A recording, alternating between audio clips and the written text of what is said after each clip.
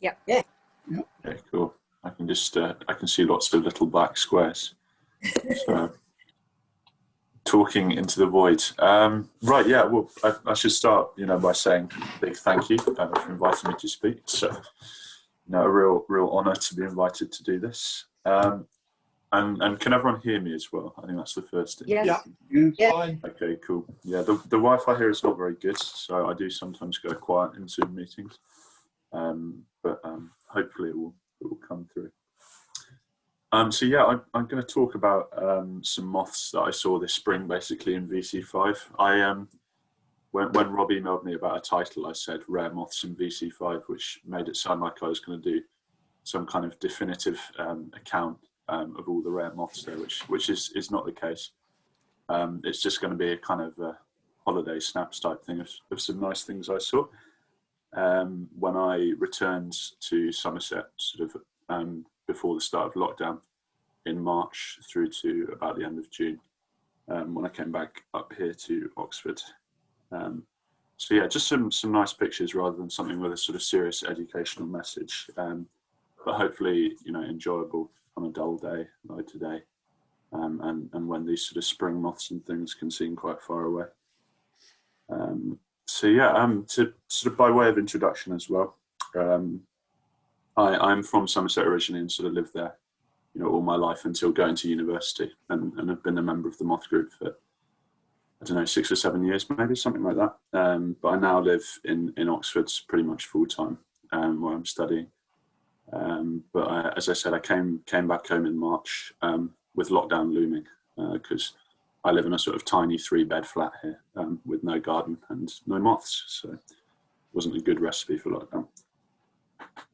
So yeah, as I say, I came back at the start of March, and as we all know, that's quite a quiet period for moths. So I did a bit of garden trapping in my parents' garden and stuff, but I wasn't really getting very much. So I thought I had to get creative if I wanted my moth fix, and I went out looking for larvae, and I started off at a Forestry Commission site near my home, Willett Hill, which is a sort of one of these like conifer plantations on a sort of acid soil.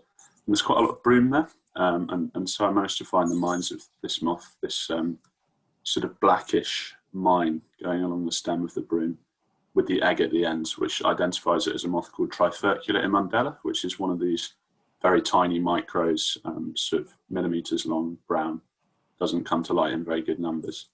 And it's quite kind of under-recorded in the county. There's only a couple of modern records, and only one from VC6 about 100 years ago.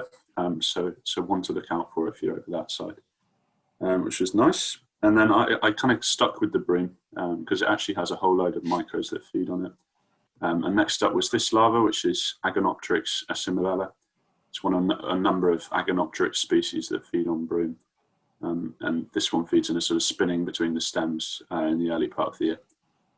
And then this one, which is Myrficama malinella, again feeds in a little spinning in the leaves. Sorry, that's Anarcia spartiella, not malinella. And then this is Myrficama malinella, which feeds in a spinning in the flowers. And all of these species are quite under-recorded, sort of fairly nondescript micros, and much easier, I think, to find as larvae. So broom is a plant worth kind of focusing on. And by this point, it was April and things were starting to warm up. As Chris said, we had that lovely warm spell. And so it was time to start looking for adult micros. And at Willett Hill, it's a really nice bit of kind of open brackeny area near the top. And you can probably just about see the sort of bluish colour there of all the bluebells that have just come into bloom. And so it's the perfect place to look for another rather under-recorded moth. It's some little Tortrix called Hysterophora maculosana, which is actually has quite a nice English name. A lot of people don't use the English names for micros, but this one is called the bluebell conch, which is very appropriate because it feeds on the bluebells and sort of flies around them in the sun. And I managed to net a couple up there. So another one to look out for when you go out to get your sort of spring bluebell fix. So yeah, overall at this site near my home, sort of sticking local during lockdown, a really nice collection of under-recorded species. But I did also fail to find lots of stuff while I was looking there. So I spent lots of time looking for larvae of the streak, which is a macro moth rather than a micro, that feeds on broom, and I failed miserably. But while beating the broom into a tray, I did knock this moth out of it, which is called Epinotia fratanana. It's a spruce feeder, and at the time it was the second Somerset record. So yeah, a sort of nice collection of local moths that I don't think I would have discovered had it not been for lockdown and sort of having to think outside the box. And I did a bit more local mothing during that period, which I'll come to later. But in general, it was quite a quiet time, as I think it was for everyone. And I did a bit of bird watching and quite a lot of plans, making plans for the later part of the season. And when lockdown kind of eased in May, the first of these plans was enacted, and I went to Hurlstone Point, sort of on the edge of Exmoor, to look for this moth. It's called Schiffer Muellerina grandis, so it has a very extravagant name for what is a very extravagant moth. And it's a relative of Alabonia jeffrella, which is quite similar, very colourful one, but much commoner, which some of you have probably seen. And it's kind of rare and mysterious. It's a dead wood feeder associated with kind of ancient woodlands, and was until quite recently thought to be restricted just to Devon and Somerset, I think. And then it was rediscovered in the Wyre Valley and in the New Forest in Hampshire in 2011. And yeah, a very rare and beautiful beast, really. And Hurlstone seems, to me at least, a little bit of a strange site for this thing that's associated with pristine oak woodland, because Hurlstone is sort of sycamore and holm oak and stuff, so quite a lot of non-native things. But yeah, anyway, as you can see from the photo, I did succeed in finding it. And I found about 25, just all buzzing around, lecking in the early morning sun in the woodland, just like the kind of textbooks say they do. And this picture in the bottom left is of 3 males, all in the net, so it's all sort of in one sweep. So they were really quite abundant in these like little sunny gaps in the trees. They're kind of like giant, shiny midges. So a really stunning sight, and a great way to see such a rare moth. And what was quite interesting as well was that they were also flying not just in the woodlands where you might expect them, but right out along the coast path out to the point. So this is almost at the Coast Guard station, for those that know the site, looking back down towards the woods. And they were flying right in the foreground here, just around the Old Gorse in quite good numbers.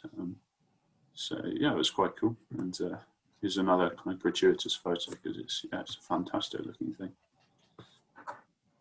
But yeah, another interesting thing while I was at Hurlstone, I walked right out to the point, as I said, and I saw lots of this stuff, which is a plant called sheepspit.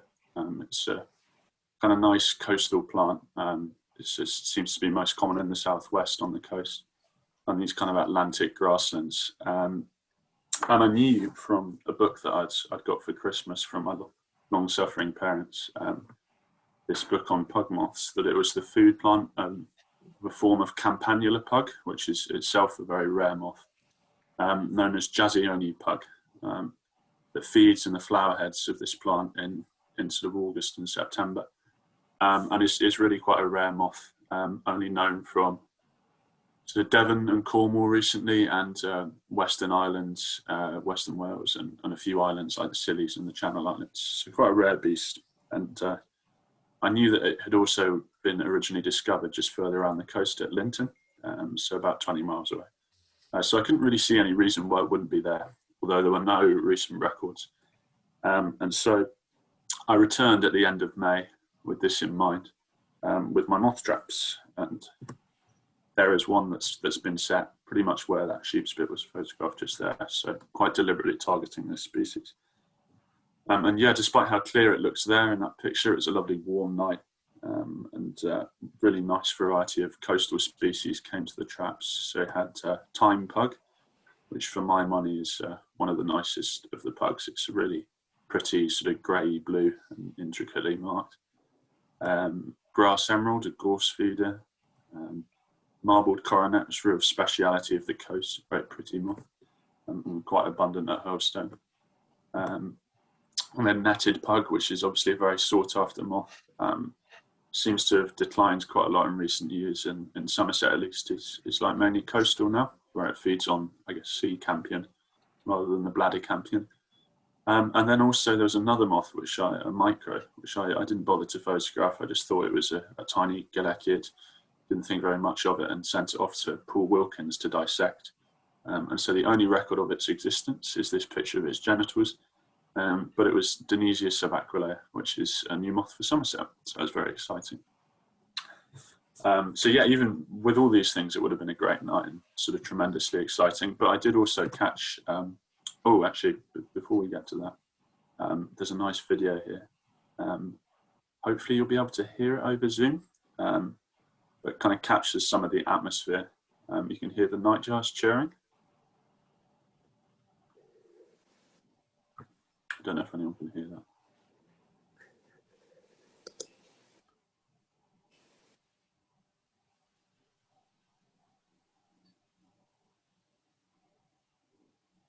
You can see the moth trap there blowing at the point, and then that's the sea below. So yeah, it's a really, really lovely evening to be out moth trapping, with the nightjars chirring and the sea and all the fishermen sort of below on the beach. But yeah, as I was about to say, I did catch 2 Jazzioni pugs in the end. So those ones that feed on this blue sheep's bit here, which was really exciting. Because it's a proper rarity. In Somerset, there's only 3 records of campanula pug of any kind. And the only one in VC5 just here down in Watchet was about 100 years ago. And then nationally, the picture is much the same. The new Butterfly Conservation Atlas, if anyone has that, only has 13 records on the English mainland, of which just 3 are post 2000. So it's a very rarely recorded species. It seems to have been recorded a lot more in the past when the old collectors went out and got the larvae from the food plant, but very rarely seen as an adult. So I could hardly find any photos of the adult online, and none at all of the larvae. So as well as being exciting, it was sort of very intriguing, quite a mysterious beast. And so after I'd caught these, I came back very briefly in August, after I'd returned to Oxford to visit my parents, or at least on the pretext that I was visiting my parents. But actually, I was going back to Hurlstone, for this sort of lovely rugged coombe where the sheep's bit grew, to look for the larva of this moth. And I did indeed find one. And so you can see it kind of concealed inside the sheep's bit head there. That's its top and that's its bottom, I suppose. And when you open up the sheep's bit head, it looks a bit more like that. So beautifully camouflaged caterpillar feeding inside the seed heads. And I found that about 2 minutes after I started searching, and spent about 2.5 more hours searching, and I didn't find any more, which often seems to be the case with these things. But yeah, tremendously exciting to find the moth, and then the larva to confirm it's there. Something as well that doesn't seem to get photographed very often.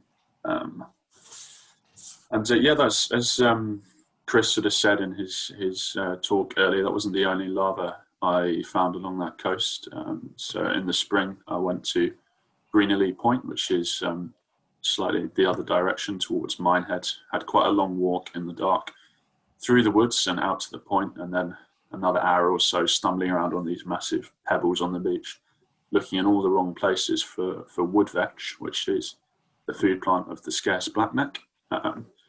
And these are the larvae that feed by night on the woodvetch, that grows sort of basically where the tripod is in the picture, at the base of the cliffs. And it's a really rare moth nationally as well, like the Jazzioni pug.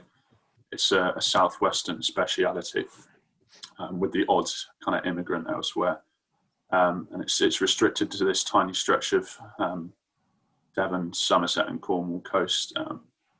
And even there is quite rarely recorded. I think a lot of people go and look for it at Hartland Point in Devon. Some people have done surveys for the larvae. But the last Somerset record of the moth was about 20 years ago, in the same place by James McGill. So it's, yeah, another one that takes a bit of effort to find, but it's well worth trying. But yeah, sort of returning to the Jazzioni pug, I thought it was quite interesting that it hadn't been seen there at the site, despite there being a fair bit of trapping at Hurlstone in the past. It's quite, I thought maybe it might be because it's quite shy about coming to light, like a lot of pugs are. But the other thing was that it's quite a long way away, really. It's quite a hard site to get to, much like the scarce blackneck site at Greenalee. So I think a lot of trapping at Hurlstone happens around here on the sort of stretch out to the coastguards. station, whereas the sheep's bit where the pug larva was out around here, around the point, along quite a narrow, sort of tiny little path. So quite tricky to get to.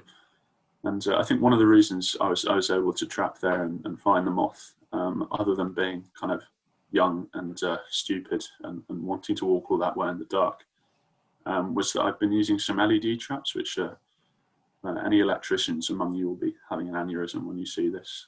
They're quite homemade, but they do seem to work. And they're very lightweight and quite cheap to make. And I can run them off the sort of mobile phone power banks rather than big heavy car batteries as well, which is handy. So it enables me to carry them quite a long way and get out to these exposed sites. And this one on the right here that you can see on my kitchen floor, they're reasonably effective. This one had about 50 or 60 species to it on a warm night in July this year. So quite a good haul. I tend to take sort of 3 or 4 of those when I go trapping these days. But yeah, the other advantage of them, as well as being able to walk quite a long way with them, is that you can get into some quite inaccessible spots, as Rob was sort of saying with his collapsible trap. And one of these inaccessible spots that I went trapping as well is these cliffs at Watchet. It's just round from the sort of town of Watchet, between Watchet and Blue Anchor. The cliffs are all sort of limestone, and they tend to collapse quite often as they get undercut by the sea. And it creates this sort of limestone grassland and scrub mixture that is constantly renewed. And it's a really interesting habitat. But as you can see also, it's quite rocky, quite steep and quite slippery. So you can't really get in there with a generator or anything, but you can if you've got the sort of lighter LED traps. And so I went trapping there in June as well, which was a lot of fun. Bought some nice limestone grassland species, like pretty chalk carpet, maple prominent, which is one I've been wanting to see for a long time. I think the prominents are fantastic, and I think this is one of the best ones. An amazing sort of mixture of burnt toffee colours. And then Time Pug again, which was really exciting. It's a completely new site, so it had been recorded at Hurlstone in the past, but it's not been seen on this bit of coast.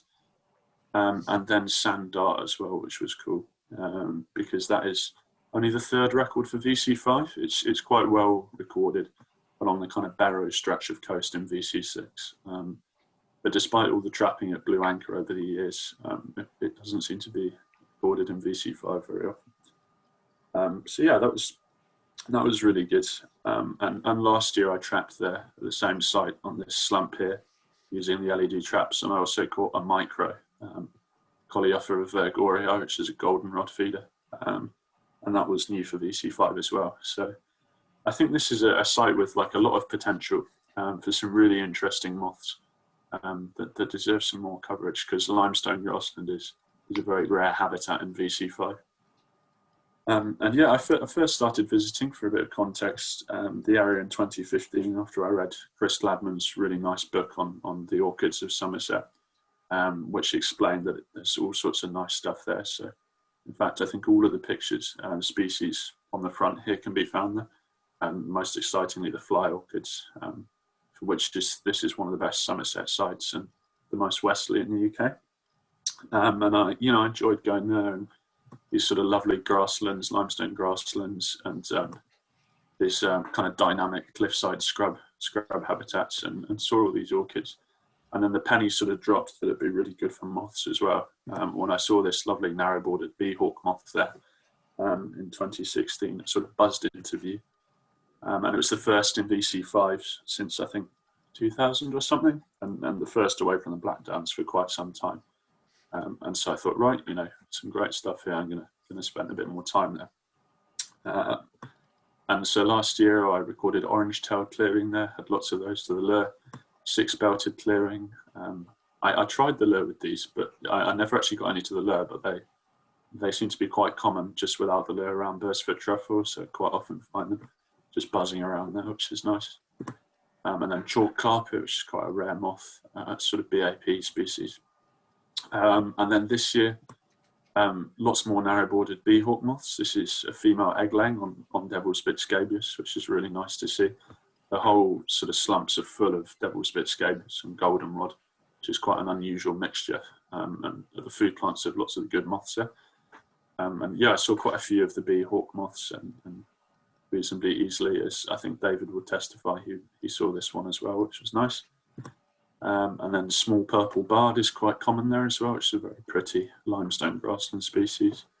And I also found this slightly less pretty, but slightly rarer moth, which is Scythrus pichypenis, and that was new for VC5 as well. So just illustrating the sort of potential of this habitat.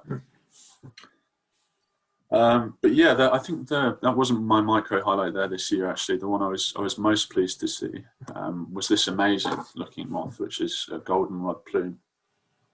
So sort of beautiful and quite a rare plume that is not recorded very often these days. It's one I'd sort of hoped I might find there, and I'd sort of been revising its ecology and working out where I'd look for it. And I think a lot of the field guides, they make it look a little bit like triangle plume, but slightly fancier. But in the flesh, it is a totally different moth, and absolutely stunning with these sort of almost ermine trim on them. And it's particularly satisfying because I thought I'd found a larva about a week before in the goldenrod, but as you can see there, it was deceased. And so it couldn't really confirm that it was this species and submit it as a record. But yeah, it turned out to be very common on all along the cliffs, and when I trapped there as well, I had about 15 in my traps, so really quite abundant.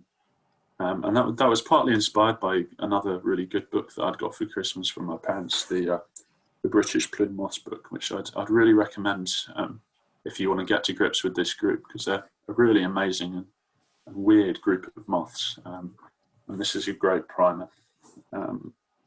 And yeah, so inspired by that book, I did look for lots of other plumes. And the other good one that I found at Watch It was wood sage plume. I never actually found any adults, but by looking for these sort of distinctive wilted tips on the wood sage, you can find the larvae quite easily, which are lovely sort of pink and green with all these hairs. And I did take a few to breed, but they were all parasitized, which seems to happen quite a lot with this species. And then, yeah, that joins quite a long list of plumes from Watch It now. So last year I had scarce light plume, which is a migrant species that's been turning out quite a lot in the last few years. And that was new to VC5. Dowdy plume as well. I think that was the fifth VC5 record. Feeds on gentians and yellow wort and centauri and stuff. Seems to be quite common around there. And then some of the commoner species like crescent plume, which feeds on rest harrow. Common plume, which I'm sure you've all seen, and triangle plume, so that one that looks a bit like goldenrod plume, but slightly less exciting. So yeah, a really rich site for these plume moths. And when I found wood sage plume, the larvae here, Chris commented that it'd be worth looking out for horehound's plume as well, which is a red data book species, so really very rare. And I kind of seized on this idea and did a little bit of research.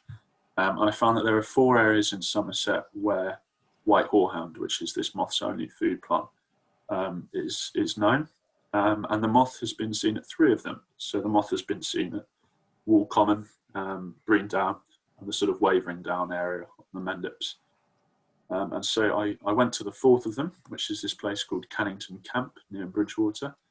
And I found lots of white horehound there. Looking very parched. This is in kind of mid-May during that really hot spell, and it felt almost Mediterranean there on this rocky hillside.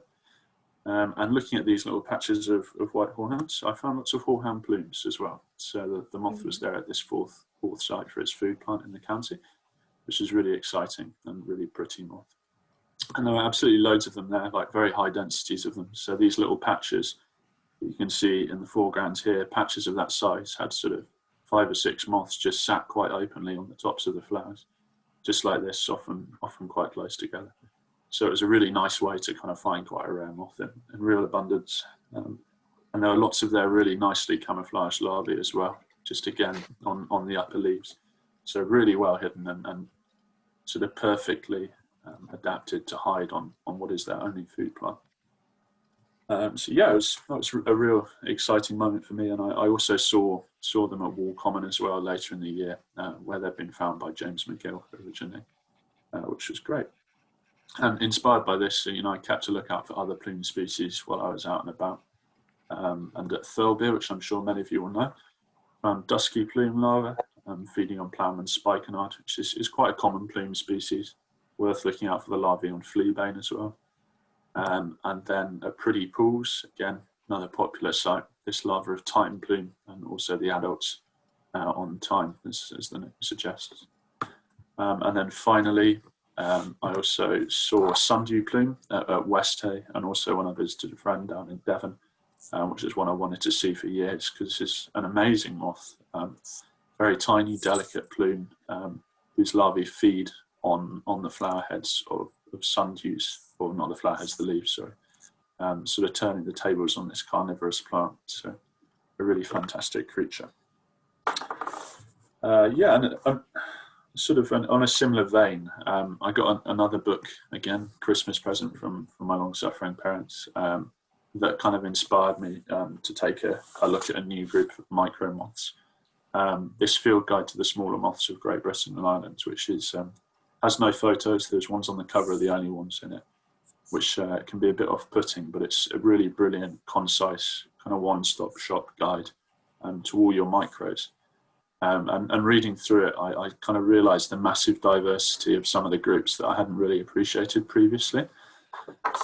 So as an example, I'm sure a lot of you are familiar with the coleopteras, the little case bearers, the sort of long, thin micros with the long antennae that often come to light, but all look pretty much the same, or pretty much all need dissection to identify them. They're actually much easier, I think, on the whole, to record as larvae, which was something I kind of appreciated for the first time reading this book. And so last year I tried a lot harder to record the larvae, looking for them on the food plants and the distinctive little cases that they make out of the leaves and live inside. And so last year I recorded 21 species, which was rather better than the 3 I'd previously recorded.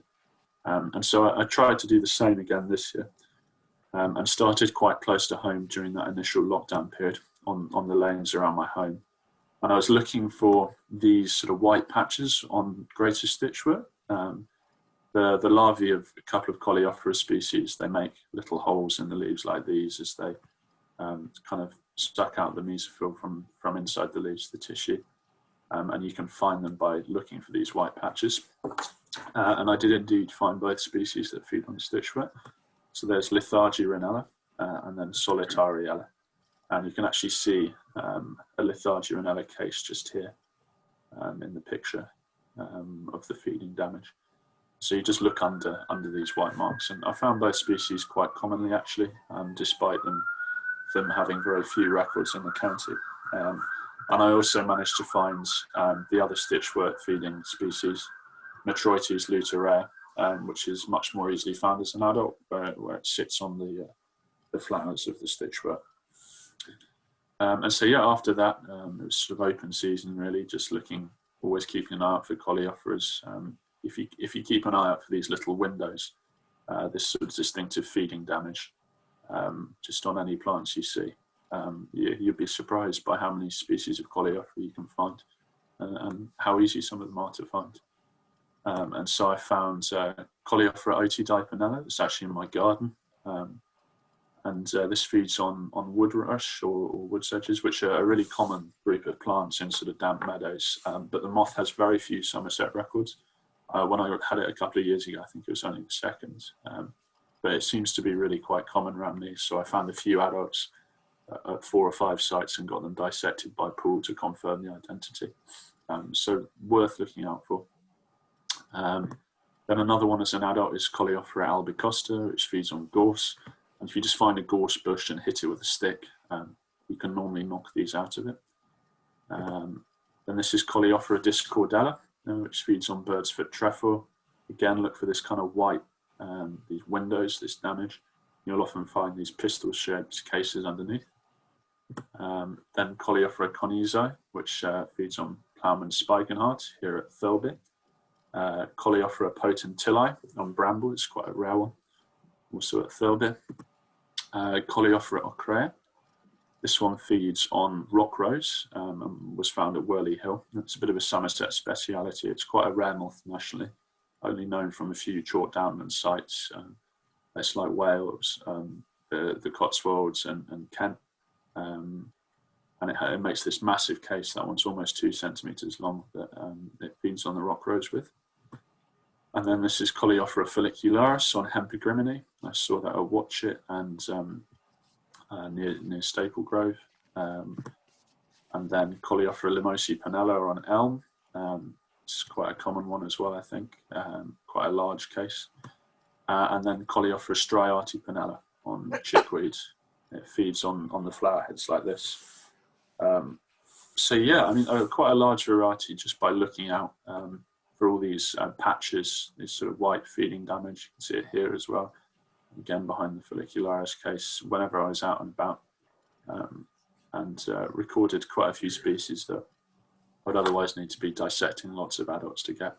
So worth doing, and not as hard as maybe they seem when you were confronted with the adults in the traps. So yeah, that's my sort of spring mothing in VC5 really, and I think it was rather holiday snappy, and doubtless a lot of it will be old hat, you know, these things like coleophoras to many of you, but you know, hopefully a reminder that mothing isn't just about the trap in the garden, and by going out and about by day, you can find lots of species that you might not otherwise encounter. I tended to find when I was sort of starting with mothing that moths were something that happened by night in my garden, and then butterflies were what I did during the day. But actually, you know, there are lots of moths that you can find by day as well when you're out and about on your walks looking for butterflies. And unlike butterflies, you often don't have to go far to find rare species. You know, they can be found around your home and stuff, just because so many micros are poorly recorded. So yeah, just hopefully to emphasize that message and the enjoyment that you can get out of doing it. I found that I saw a lot of old places through fresh eyes through these rare moths, places like Willett Hill, and also discovered completely new ones like the cliffs at Watchet, which I really appreciated for their rare moths. And you see lots of nice things by proxy while searching for these. So I saw a really nice green hair streak at Willett Hill that I wouldn't have otherwise seen if I hadn't been looking for those rare moths on the broom. And yeah, although some of these species that I talked about today, like the coleophoras here, have sort of been historically regarded as quite tricky, I think they're getting easier all the time to try and record and learn about, thanks to the massive growth in moth recording and the resources that are available, both as books and on the internet. So a lot of what I did this year was inspired by some great new books that I had that made it much easier to find some tricky groups, and then assisted a lot by some fantastic websites that kind of give you step-by-step guides to these trickier taxa. And again, you know, we're seeing sort of big growth in new techniques for recording some of these rare moths, like the LED traps that I've used are quite a new thing. And you know, another great example is clearing lures as well. Sort of 30 years ago, you'd have to look for pupae and collect dead woods and stuff like that to try and find clearings. But now you can use the lures and things like red tip clearing. I was recording that in my lunch break this year at sort of 3 or 4 new sites around Oxford. They're all much easier to find these days. So yeah, I think, you know, an optimistic time to be moth recording, lots of new things to get to grips with and enjoy. And you know, hopefully, if some of this is new to you, then you know, maybe you'll be able to do the same. And just in case, to finish off, you're thinking, oh, it's all very well for him to say, you know, he saw loads of great moths and had a lovely spring, and was terribly lucky. I also spent lots of time not finding moths and trying very hard and failing. And so here's a long list of my failures just from the sort of first couple of months of the year when I was down in Somerset. These were all things that I either hoped I'd find or tried to find and didn't manage to find at all. So yeah, I guess the concluding message is these things are tricky, but well worth trying, because you never know what you'll find. And it's yeah, well worth a go, basically. Cool. And so yeah, if anyone has any questions as well, you know, I'd be happy to answer them.